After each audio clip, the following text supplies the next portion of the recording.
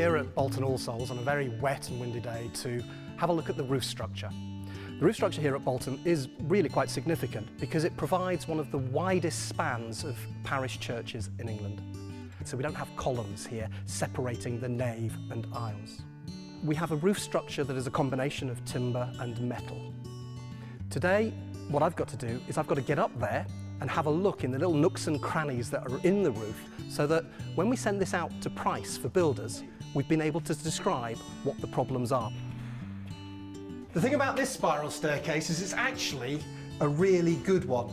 If you go into a medieval church, somebody of my size and width often struggles to get up. But this is built by the Victorians, it's nice and sturdy, and there's got plenty room for anybody that's over 6 feet. It's quite a relief, actually.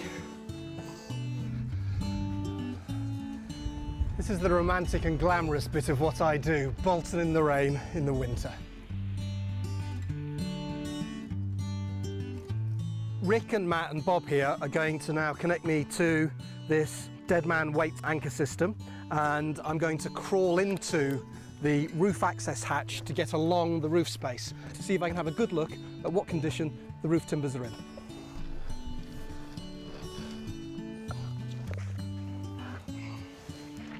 Okay, wonderfully dark. As you'd expect, there's the dust of a good over 100 years. And I can see holes through the ceiling, which is always a little bit unnerving when you're in a dark space and crawling along. That's your 20 metres, Alan. Can I get any further? No. Right. All the metal plates on these timbers, there's quite a lot of rust on them, but not too bad. Luckily, the major beams cut short of the timber, and it's the metalwork that goes into the timber. So the metalwork might be rusting, but the timber itself isn't rotting because largely it's clear of the wet masonry. Everything's looking really in remarkably good condition. That's a pleasant surprise.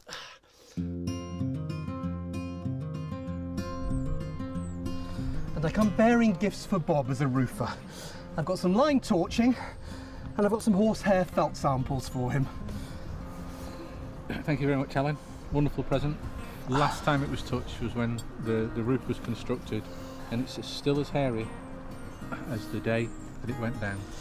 It provides tensile strength. So if everything else fails, it holds all the lime mortar together. And so it does exactly the same as stainless steel does in concrete. And that's what the hair is all about. The horsehair felt is just an additional protective layer of water does get through and actually helps stop drafts.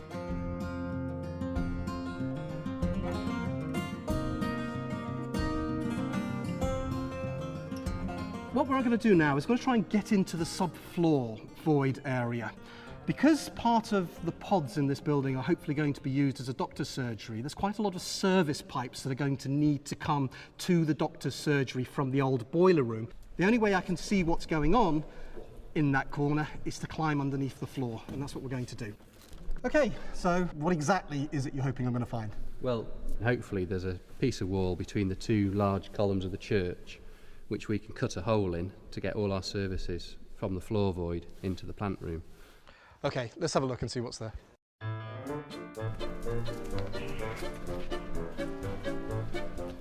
Oh no, loads of evidence of rats. Oh God. Ugh. I hate rats.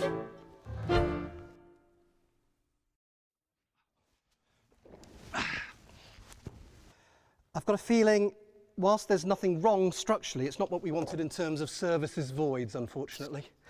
As we look over there, we have the two columns and it's solid between it. There's no gap at all. So what we have here is some images. That. So that is that end wall. That's that end wall.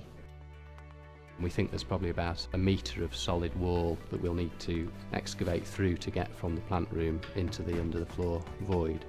That could have been as much as 3 metres, so a metre's quite a good result.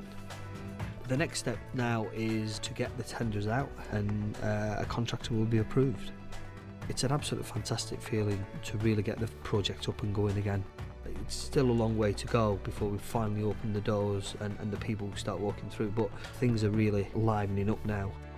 Once the work's completed, we'll hopefully then take the building, hand it back to the local community, so that we now have a new story in the continuing chapter of All Souls at Bolton.